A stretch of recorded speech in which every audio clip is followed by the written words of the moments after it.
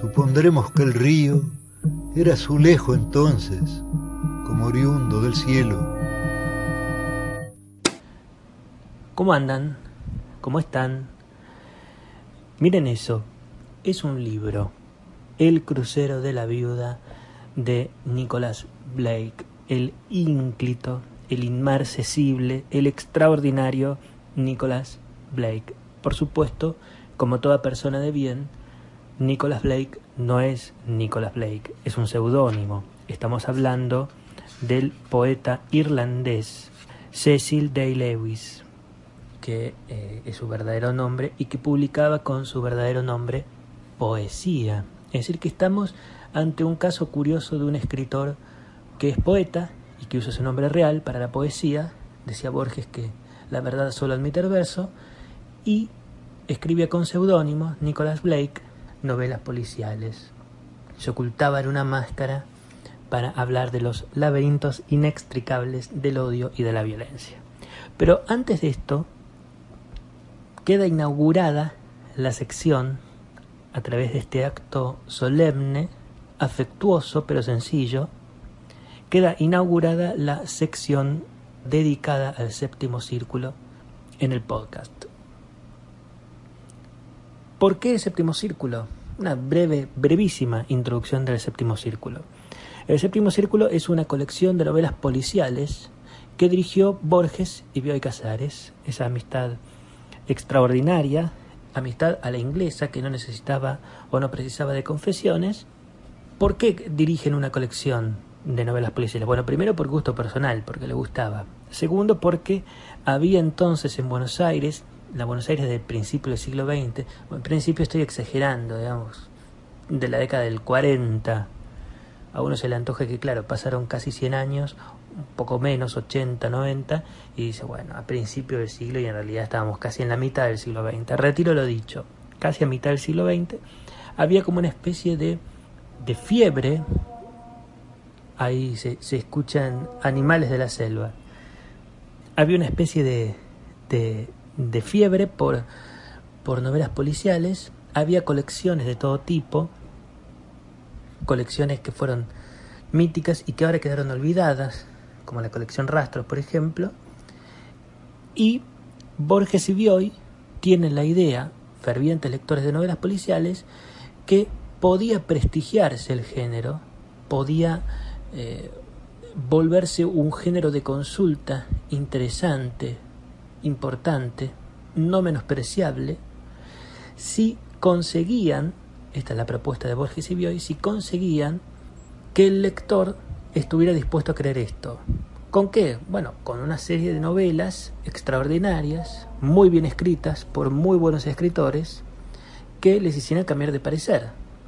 Y entonces abandonar en esa peregrina idea que estábamos hablando de novelas menores, de un género menor, y por el contrario empezar a hablar de grandes novelas, grandes escritores y de un gran género. ¿Lo consiguieron? Lo consiguieron. Desde mi punto de vista, lo consiguieron. ¿Cómo no iban a conseguirlo Borges y Bioy si uno tiene la superstición, la idea de creer que eran capaces de todo o de casi todo en la literatura? Nicholas Blake es un hombre emblemático para la colección del séptimo círculo. ¿Por qué? Porque es el escritor que inaugura la colección. No con este libro, con El crucero de la viuda, inaugura la colección con La bestia debe morir, que es un libro fantástico, maravilloso, extraordinario. Y bueno, Bioy decía que el elogio acentuado, el elogio enfatizado era una forma de desdén, pero juro que en este caso no es una forma de desdén, realmente es un libro extraordinario. Les cuento muy rápido por qué es extraordinario La bestia de morir de Blake, porque en parte se enlaza con El crucero de la viuda, que es el libro que nos convoca hoy. En La bestia debe morir, uno que piensa siempre, bueno, un libro de novela policial trae una intriga, y la intriga, esa intriga, que siempre es intercambiable en todos los libros, y que siempre, bueno, hay tantas intrigas que son inagotables, pero para el libro esa intriga es lo más extraordinario, lo más importante. Hay una conservación de la intriga hasta el minuto final. Borges decía con cierto cinismo que a veces había escritores que tenían una pequeña intriga y 300 páginas para ocultarla, ¿no? Que a veces un cuento resolvía muchísimo mejor esa operación literaria, pero en todo caso la intriga es algo que hay que conservar en una novela policial, que está consagrada, está silenciosamente consagrada durante todo el libro y que al final recién se desnuda, ¿no? Como pétalos como pétalos en floración. Qué imagen orgásmica y pretendidamente ordinaria.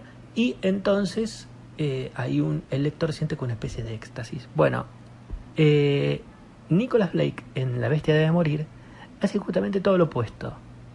La historia narra sobre un chico que estaba jugando a la vera de una ruta, de una autopista, de un camino, con sus juguetes, su mundo infantil extraordinariamente olvidable, y un conductor, no sabemos en qué estado, probablemente consciente, lo cual es peor, lo atropella y lo mata.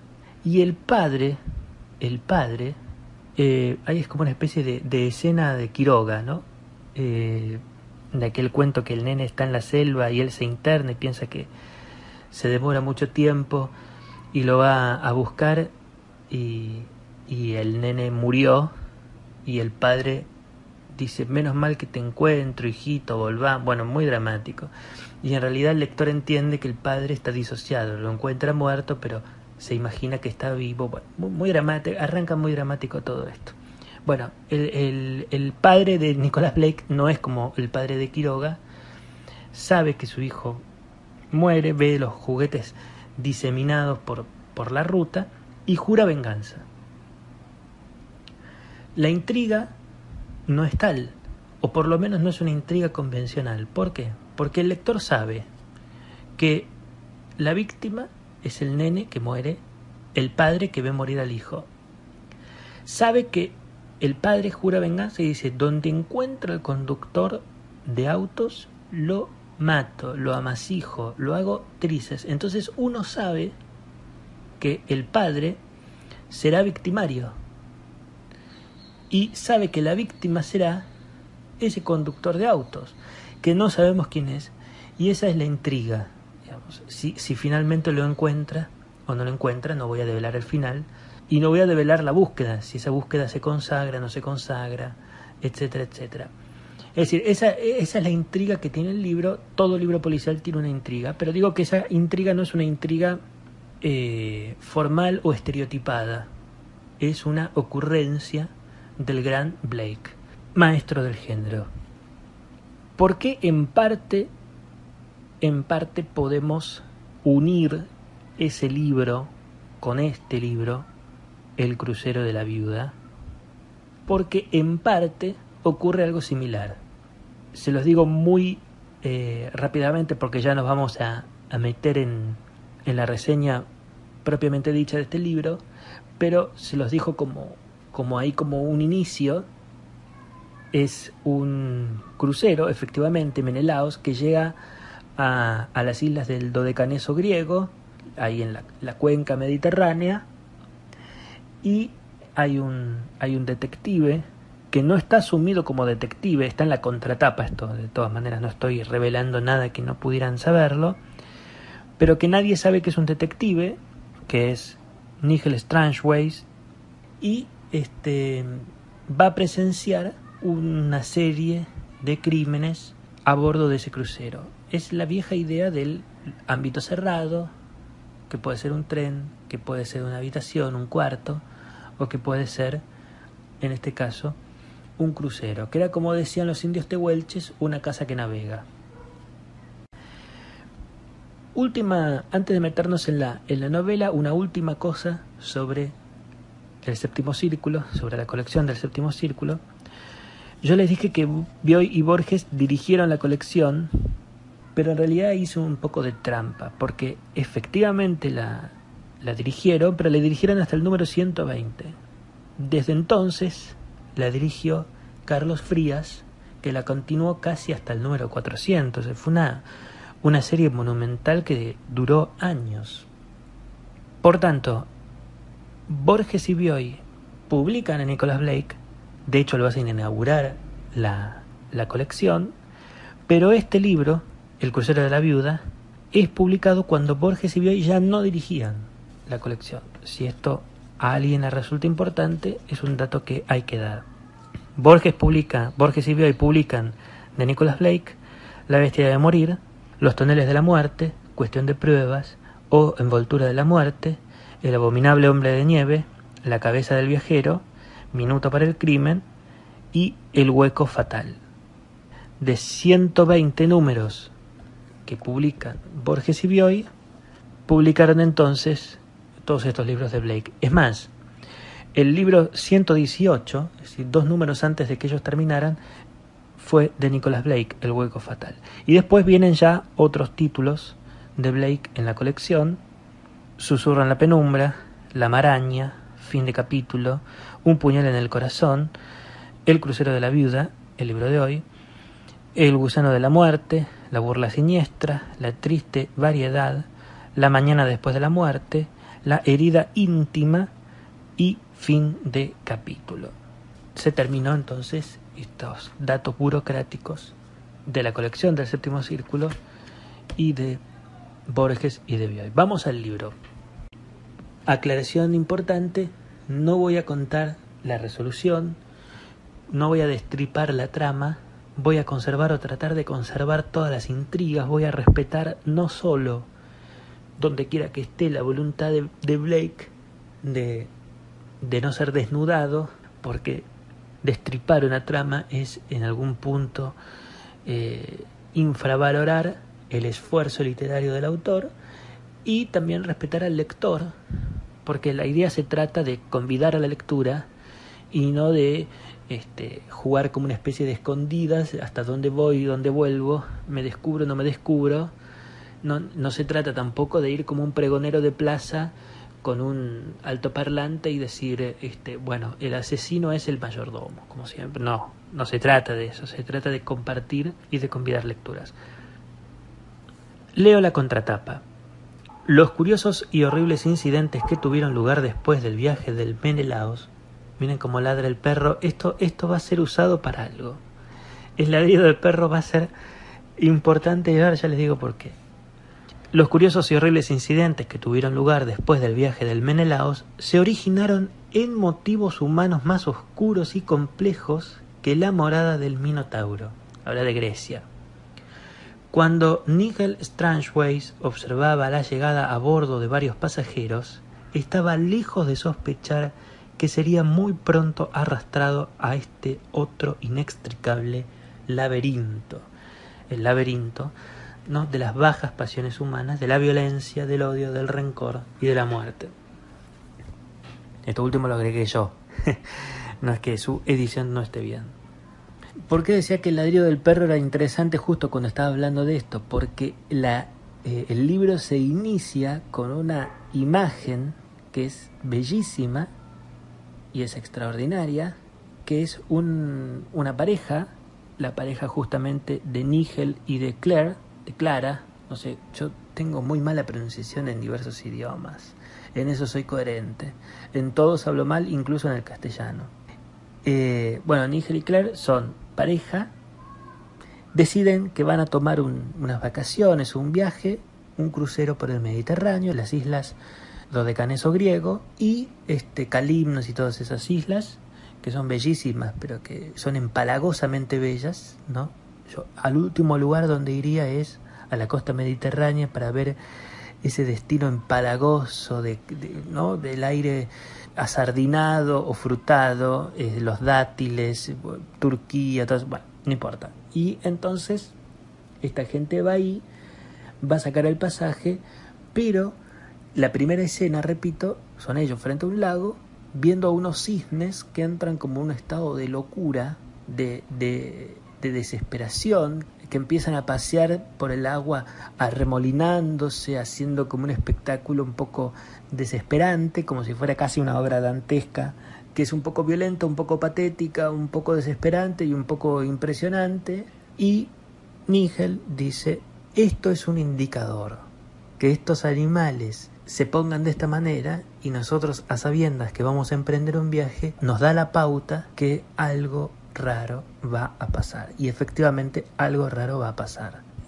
Blake toma la idea de que los animales son capaces de olfatear, no solo en un sentido metafórico, el futuro, ¿no? Y que son grandes avisadores, no sé si existe esta palabra, pero vamos a inventarla en todo caso, de tragedias, ¿no? Los perros se vuelven locos y luego deviene un terremoto, una visita inesperada, que es más o menos lo mismo.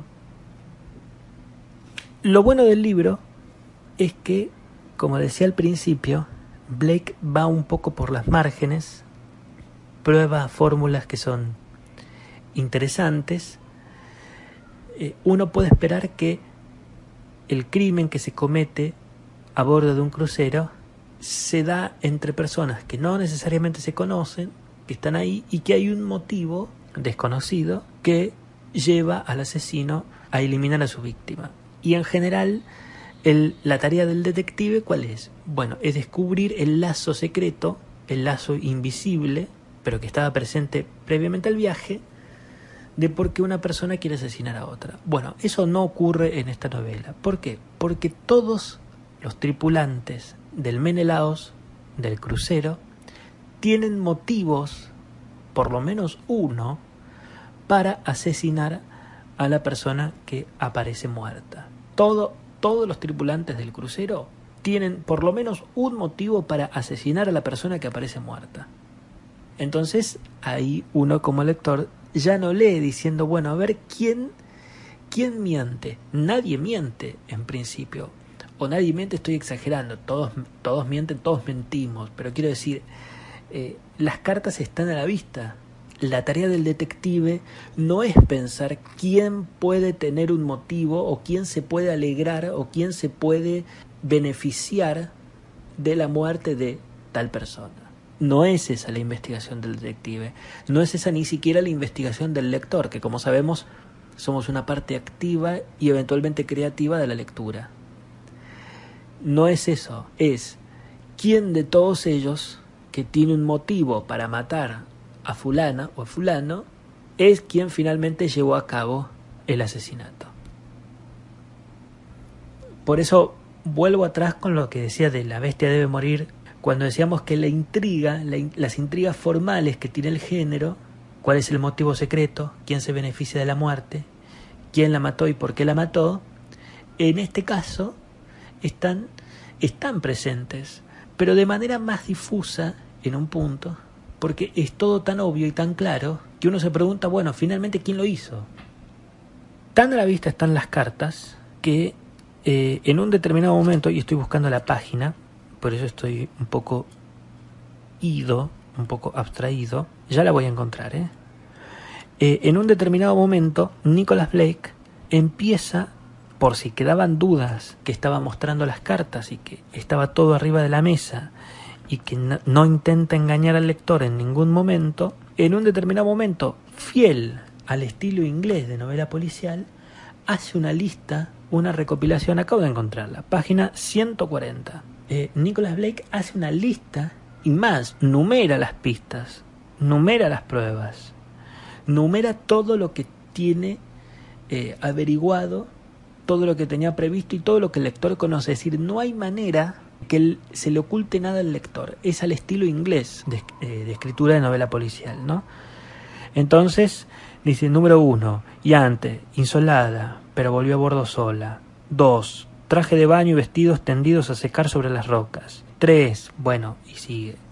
Es decir, todas las pistas están a la vista, todas las observaciones están a la vista, todos los testimonios están a la vista, todo está a la vista en todo momento, como esos restaurantes que pretenden prestigio y dice elaborado, ¿no?, a la vista del cliente y ese tipo de cosas, para que uno se quede tranquilo. Bueno, uno lee y en todo momento sabe todo. Y sin embargo, la intriga continúa y se devela en un final pletórico, absolutamente pletórico. Tuve una sospecha, esto es una digresión final. Tuve una sospecha y esa sospecha terminó siendo correcta. Yo, que nunca acierto quién es el asesino o la asesina, esta vez lo descubrí. Pero en realidad lo descubrí de manera incompleta. Habían algunos cabos sueltos que me sorprendieron al final y que lograron que, a pesar de que yo haya descubierto quién podía ser él o la asesina, bueno, terminó sorprendiéndome por alguna razón o por otra. Esto es una digresión que no le importa a nadie. Es difícil reseñar palabras finales, palabras finales. Cuidadito con las palabras finales.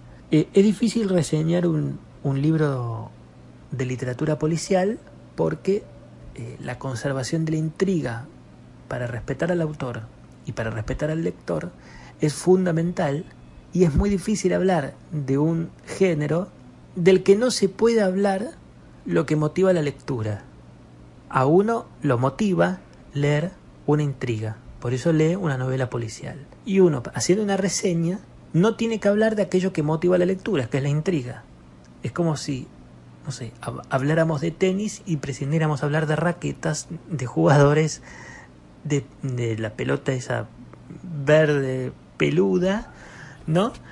Y de, qué sé yo, la red y el polvo de ladrillo, el césped y lo que sea la superficie de juego, ¿no?